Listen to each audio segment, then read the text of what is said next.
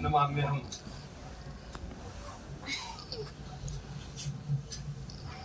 आज अंतःकरण अत्यंत उल्लास से, समाधान से और कृतज्ञता से भरा हुआ है। हमारा संपूर्ण राष्ट्र और पूरा विश्व भी आज भगवान श्री राम की प्रतिष्ठा से आलोकित होने का पर्व आरंभ हो चुका है।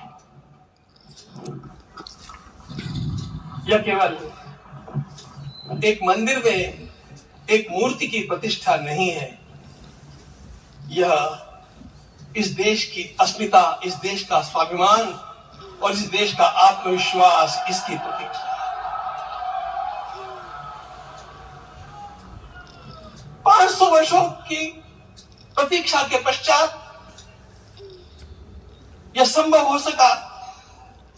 इसके जो अनेक कारण हैं, उनके ऊपर तो आलोक हमारे सारे सम्माननीय अभ्यागत डालेंगे ही। मैं केवल एक काम के लिए यहां पर खड़ा हूं, छोटा सा काम।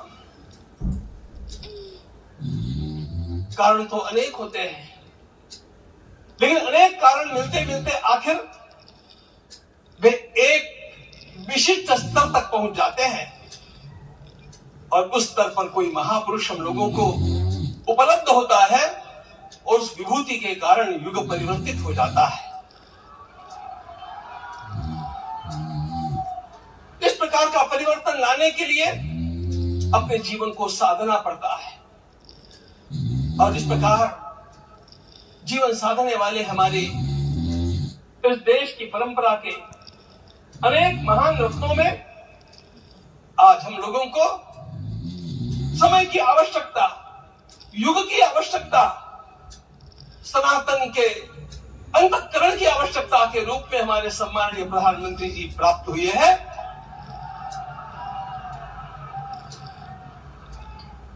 यह केवल इस देश का नहीं, यह संपूर्ण विश्व का सौभाग्य है कि आज एक ऐसा राजर्षि हम लोगों को प्राप्त हुआ।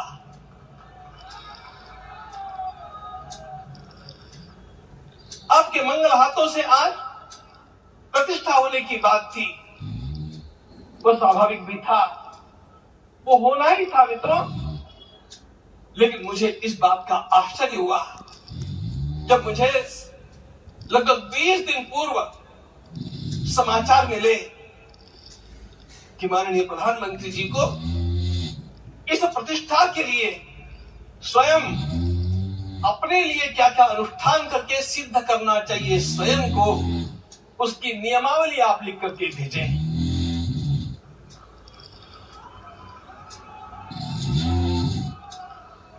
जिस प्रकार का हमारे देश का राजनीतिक माहौल है, कोई भी आकर के किसी भी समय कुछ भी कर्म करके चला जाता है, वो उद्घाटन हो चाहे पौधारोपण हो चाहे कुछ भी हो, लेकिन उसके लिए मैं अपने को सिद्ध करूं, इस प्रकार की भावना कहां होती है?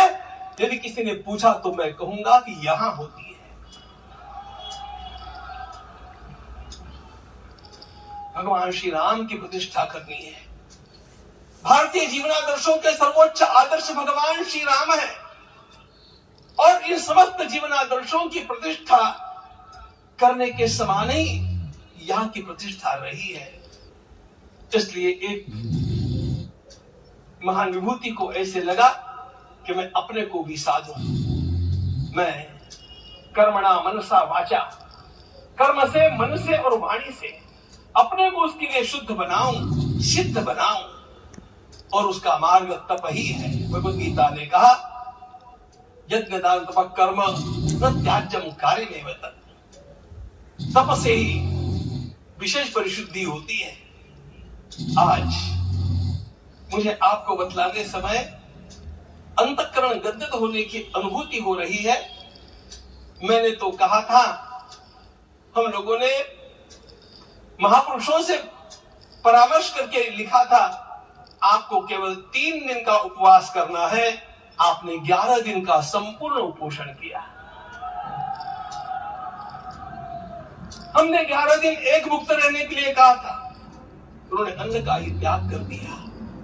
महाभारत में कहा गया है, अनशन ये सबसे बड़ा तप है, अनशन। और उसको उनके जीवन में साकार होते हुए मैंने केवल देखा नहीं, मैं थोड़ा तार्किक हूं। आपकी परम पूजनीय माता जी से मिलकर के मैंने उसको रिकन्फर्म भी किया था कि आपका ये अभ्यास 40 वर्षों का है। ऐसा तपस्वी कोई राष्ट्रीय नेता प्राप्त होना यह सामान्य बात नहीं है। इन दिनों में हमने कहा था कि आपको विदेश प्रवास नहीं करना चाहिए, क्योंकि सांसर्गिक दोष भी आते हैं। विदेश प्रवास टाल दिया सांसर्गिक देशों के जैसा दोषों के संभावना के कारण, लेकिन दिव्य देशों का प्रवास